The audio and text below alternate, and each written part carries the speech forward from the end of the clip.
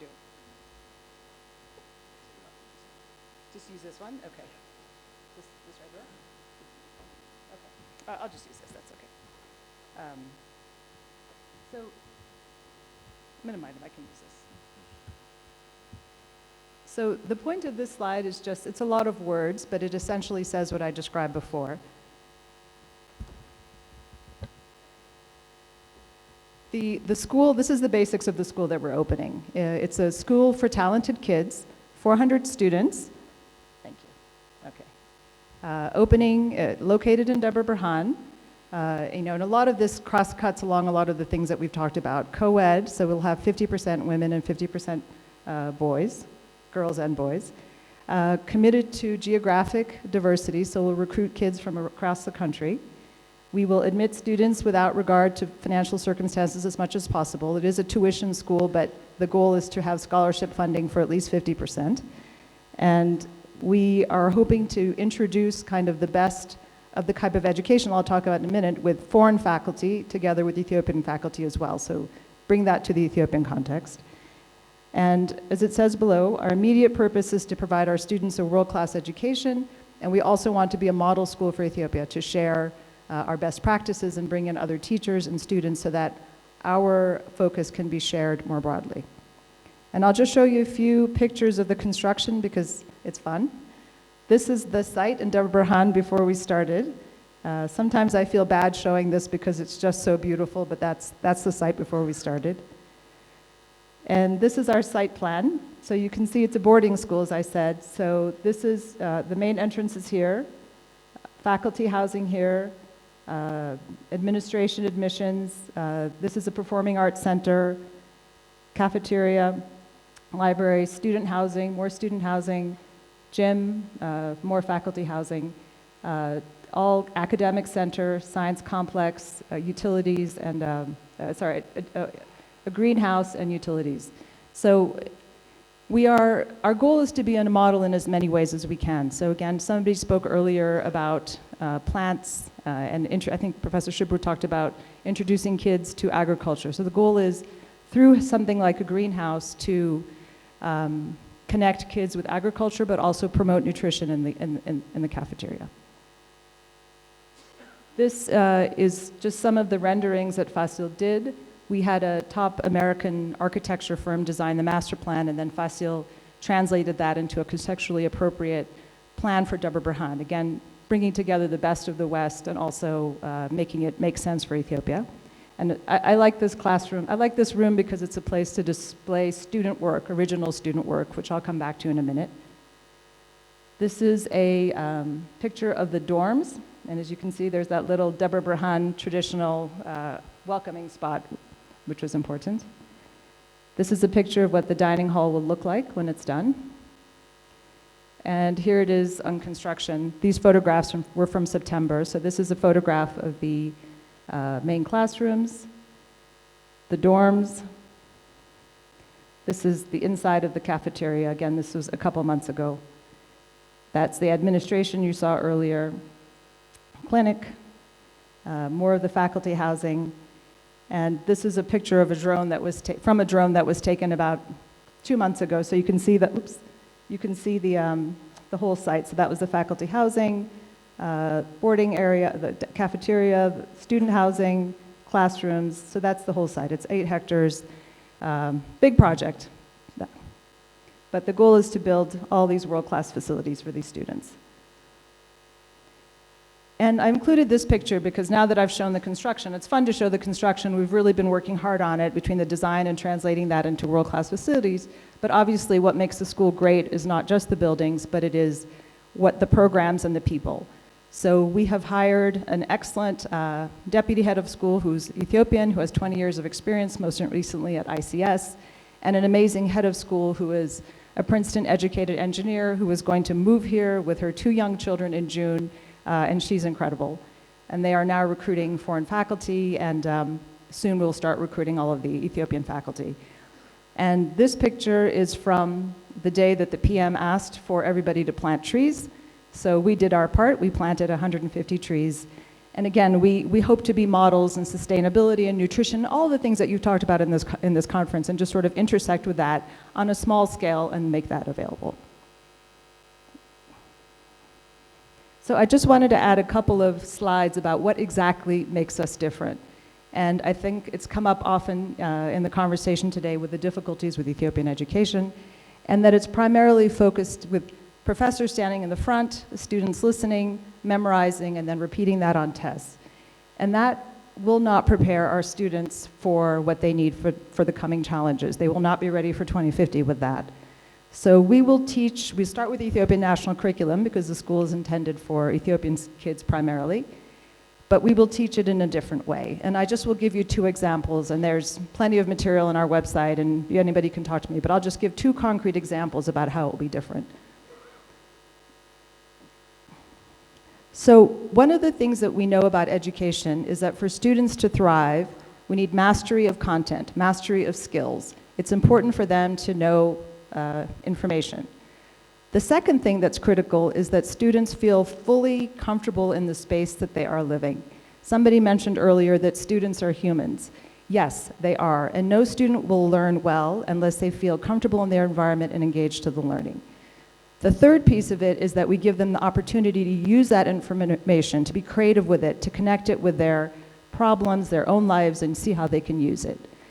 So the fact that we are a boarding school allows us really to focus on that second piece. All of our teachers will have content mastery, they know how to teach, but a boarding school allows us to create communities in which all of our students will thrive. And I am particularly excited about this, given the issues that Ethiopia is having now with creating a national community. And this is a conversation that I think we should invite our young kids to. So, for example, we were having a conversation about what languages we will speak in the dorms, where it's an English language school, obviously, but we will invite our kids. How shall we address, how do we want to create a community of inclusion in which everybody feels included, in which the learning is advanced, but that, that works for everybody so that nothing is left out. So this is what a boarding school setting allows, that we can spend a lot of time really creating community that works. Another example that I wanted to give is on the third point, which is allowing students to connect with material and recognize that that material is not being learned for some test, but being learned because they need to solve a problem of their own today. So we will have a required course that's called Design for Social Change.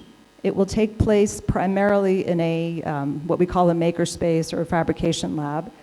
And essentially we will ask students, identify a problem in your community right now, today. Today is your day. We don't have time to wait. Today you can make a real change in life. So the person might say, this table is a little bit awkward.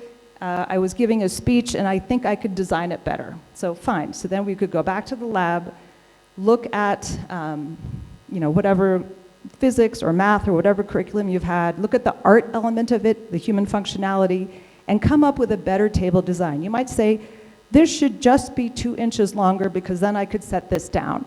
And you would talk to your peers, you would say, what do you think? Do you have this problem? Yes, I do. Yes, I don't. We ask people to present because one of the skills that we need going forward is also communication and presentation. Then you refine, you go back, you don't have the answers right away.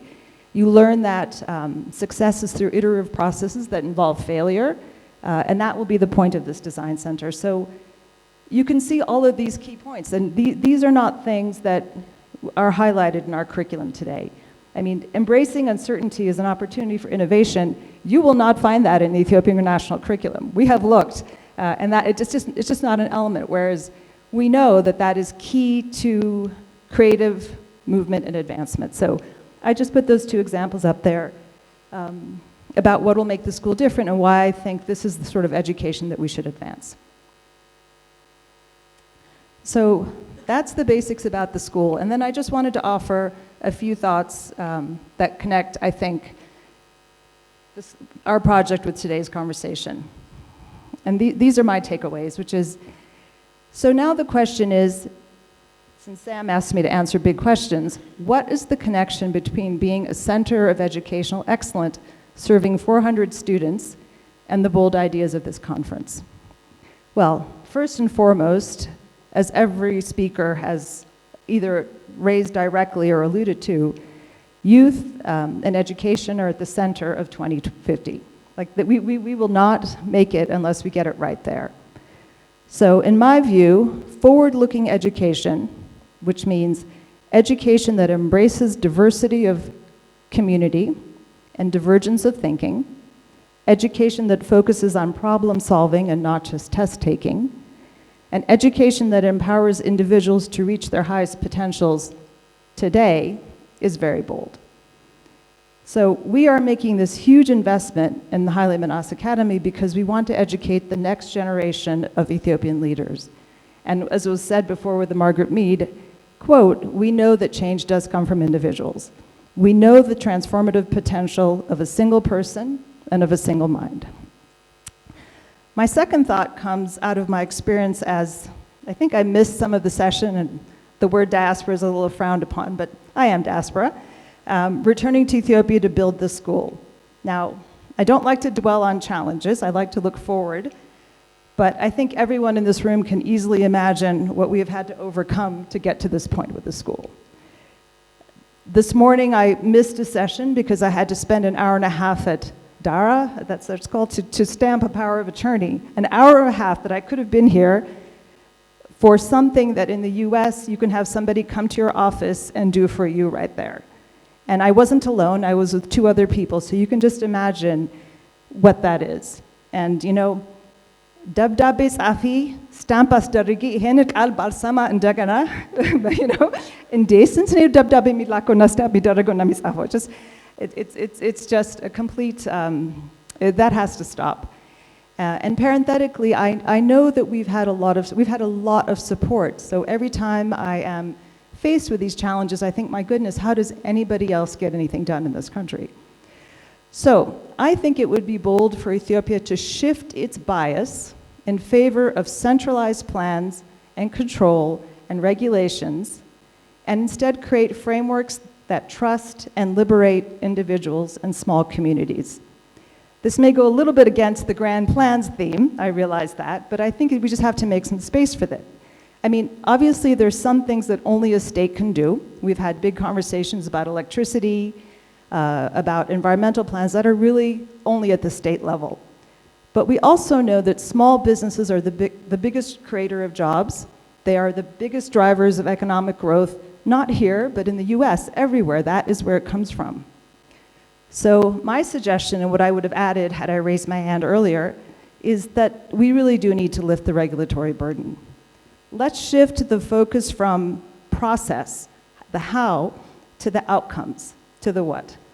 Let's start with yes, and then say no, only when the reasons for the no have become justified. Let's recognize that our time is precious, a precious commodity, and this conference has really made clear that we don't have any time to waste.